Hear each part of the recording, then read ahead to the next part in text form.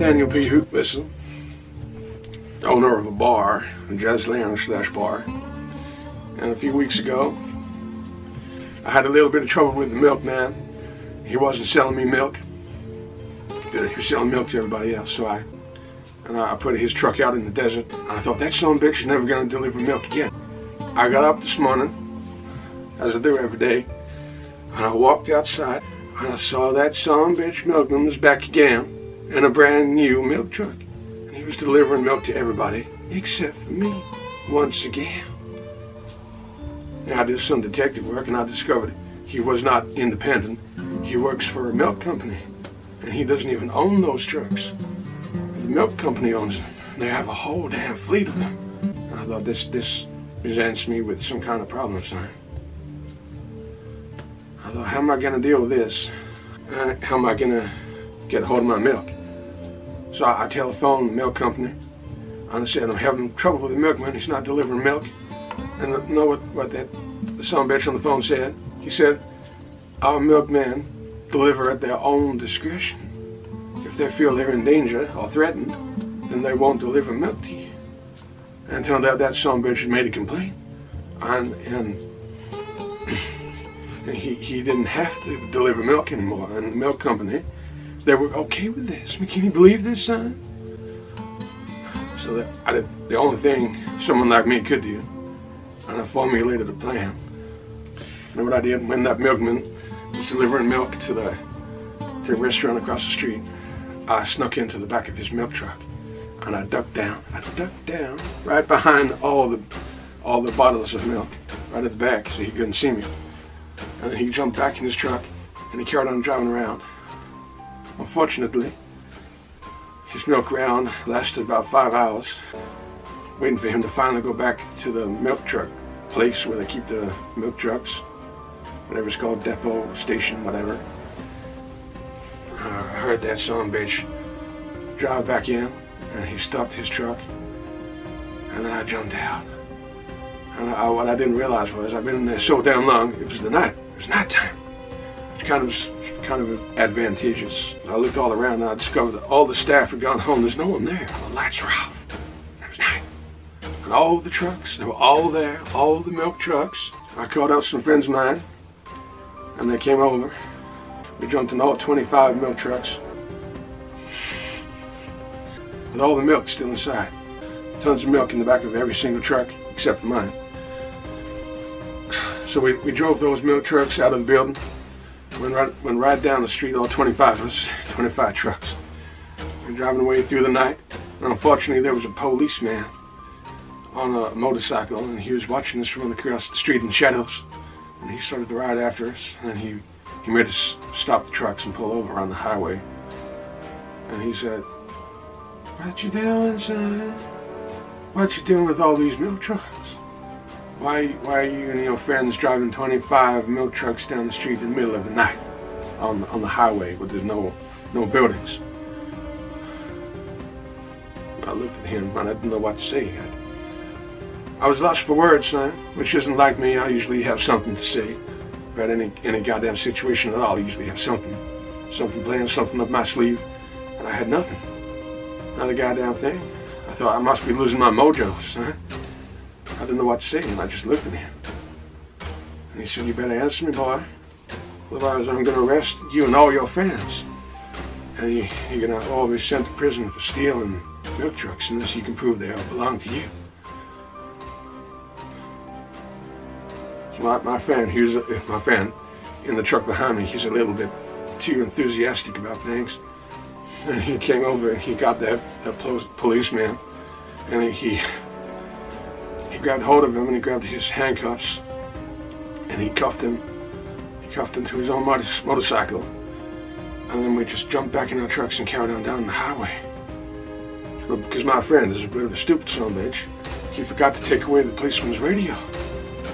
So that cop just phoned up his policeman colleagues and told them what happened. And before we knew it, we had a whole load of police cars chasing after us, and helicopters in the sky, and more motorcycles. And I thought, oh God, son, we are in some serious trouble here. wasn't like we could just hide because there were 25 of us in these trucks. And we just carried on driving down the highway. Then I noticed there was a news helicopter flying over, filming everything. I thought, I gotta hide my face, son. They don't know who I am. They don't know I'm Nathaniel P Hoot-Whistle. They don't know it's me. So I gotta somehow hide my face. So I got my beard and I pulled my beard up, and I covered my face with it and just kind of parted it just a little bit so I could see through the beard. Then it must have thought that like I was Bigfoot or something. My whole face was covered in hair. And I got my beard and I kind of tucked it underneath my hat. Just about able to see, son. And I carried on driving with all my friends, picking up more and more police cars along the way, coming after us. I didn't know what the hell we were going to do. We were attracting more and more attention, and then all of a sudden, we noticed that people were following us. People were getting in the cars. They were watching all this on the news. So they were getting in their cars and on their motorcycles, and they were all joining us. And instead of driving from a distance, they joined us and drove by our sides, either side of us, and in between all of our trucks. And more people kept joining us. And then suddenly, there was like 100 vehicles, 100 of us were all driving along together at once. And instead of them hating us for stealing all the milk, they were on our side. All these people that came to join us, they were rooting for us, huh? And they wanted us to win. They didn't want the cops to catch us. So they all surrounded us and the cops couldn't get to our tracks. And the bikers from the bar down the street, they knew me and they knew I was a friend. So they came along to help out too. And they drove out in front and behind, blocking the police from getting to us even more. Because the police, they didn't want to shoot any of these civilians. So they couldn't shoot us. And there we were, just all driving down the street, 100 vehicles and tons of bikes. Driving down the highway at a high speed, being pursued by the police. And I thought, even though this is heaven, son, even though we're being protected by all these people, at some point we are going to run out of gas. And all our cars and bikes, they're just going to stop. And we're going to be screwed. And the cops are going to get us, arrest us all. They're probably going to arrest everyone that helped us. It'll be the biggest news story of the goddamn year. I got to get out of this situation somehow, son. I don't know what I'm going to do. I'm going to rectify this. I thought, if I give myself up, I'd still go to prison. And if I'm in prison, who's going to run my bar? Who's going to look after my horse out in the garden? Horse that I rescued from my hometown. I like the horse, and I wouldn't like the thought of it being by itself. No one to feed it apples and give it whiskey to drink every day. So I knew I had to come up with some kind of plan. But I didn't know why. I knew some kind of sacrifice had to be made, son. But it wasn't going to be me. No, son. So I telephoned. I got my cell phone, and I telephoned some of my friends in the other trucks, and I said, we're going to have to get these vehicles off the highway. These vehicles are going to get off the highway. We're going to have to try and take it out to the country. Try to shake the police somehow, which probably wouldn't be possible, which I know it wouldn't. It's all part of my plan. A plan that I formulated by myself in my own glorious head. So I'm really good at making my plans. And it's just one of my better plans, I think. And we all started to change direction at once. It was like watching, from above, it probably looked like it was a bunch of fish. Like, you know the way you see like a whole shoal of fish, and you see them all move at once in the ocean, a whole bunch of birds in the sky, they all move at once. And that was us, and all the trucks and bikes, we all kind of all moved as one, like we were one entity, all guided by me. And I got them to all come with me.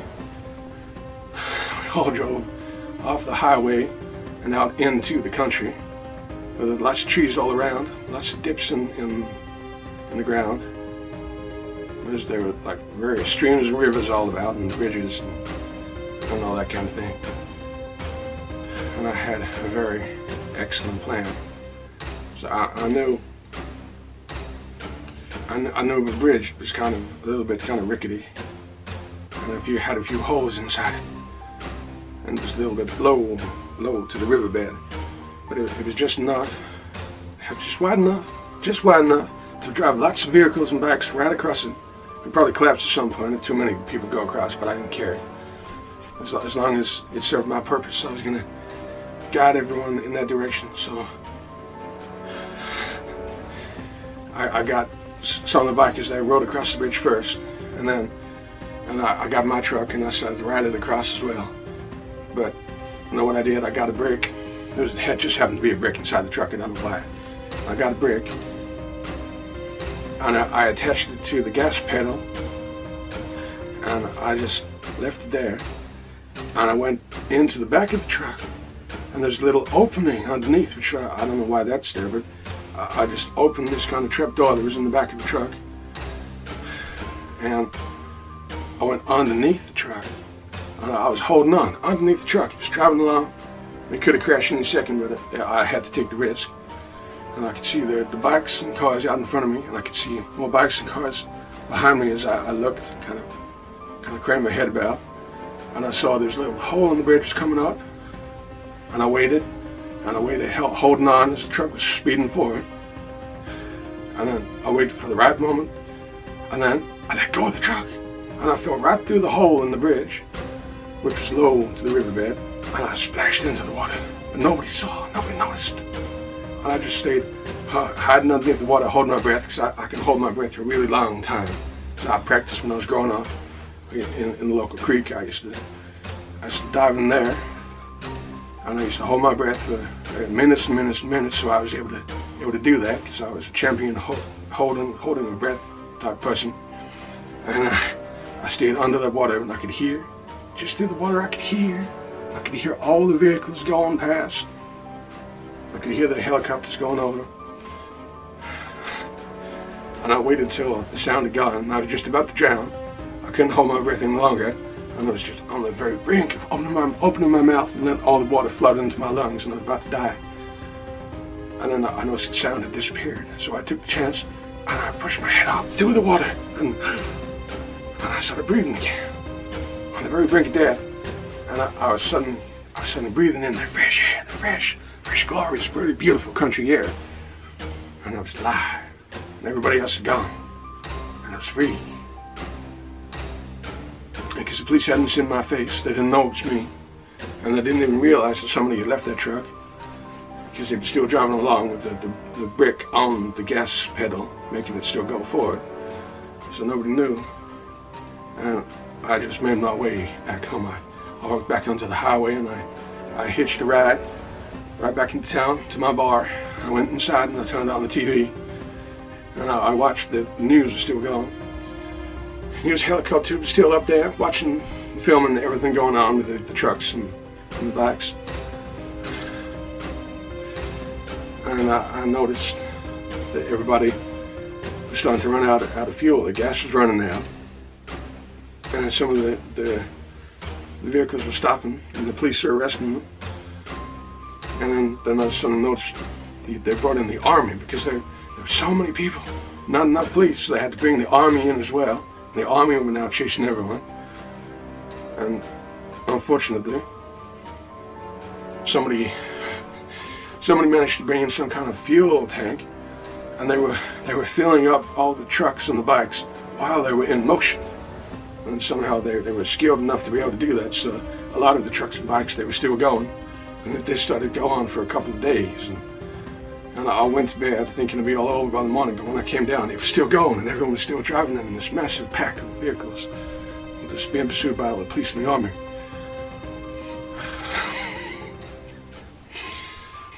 And eventually, after a while, they couldn't get nobody to come and refuel the vehicles anymore, so they started to run out of gas. And then a couple of cars suddenly flipped, and then a few other cars crashed, and there were a few explosions. But the majority of the whole pack of trucks just carried on driving until they all ran out of fuel, with all the milk trucks that had all been fueled at the same time. So they all ran out of fuel at the same time. And then the police and the army surrounded everybody. And then everybody, every single person there, every one of them, every driver, every biker, they all got arrested. And they were all going to go to prison. Every single one of them, except for me, because I had the foresight to save myself and drop down into that river so I could come back home and carry on living the life of freedom. Everyone else is in prison, but at least I'm free. And that's the main thing. Because of all that commotion, it gave the milk company a bad reputation. So they went out of business, and nobody else wanted to come to this town because they thought the milk company would go on too. So now nobody gets milk in this town. This is a milk-free town now. No milkman, no milk. So everyone's in prison. All the bikers down the street, they're in prison too. Which means there's no bikers to fill up that bar. Which means that bar's going to go out of business too. So I'll probably take over that place. Add it to my collection. I'll have 2 bars.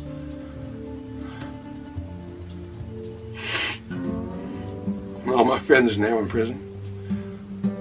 They helped me out. None of them gave me up though. No, none of them gave my name because they're all loyal sons of bitches. They're all completely loyal. They're offered like plea bargains where they could have given up the name of the person who orchestrated this whole thing, but they didn't. They didn't give me up, which I am grateful for. I mean, I'm not going to do anything to repay them because that's not what I do. But I'm quietly grateful on the inside without saying a word. I'm not going to go and visit them to say thanks because then they'll know I'm involved. They'll know that I was involved in this whole thing. So I'm going to stay away from them. Won't speak to any of them again for the rest of my whole damn life. And I know they sacrificed themselves for me. I sacrificed them, and then they sacrificed themselves. I'll just carry on here, running my bar, and running by the bar down the street, living my life, while they live their life in prison. That's just a twist of fate, son. It's just the way things go.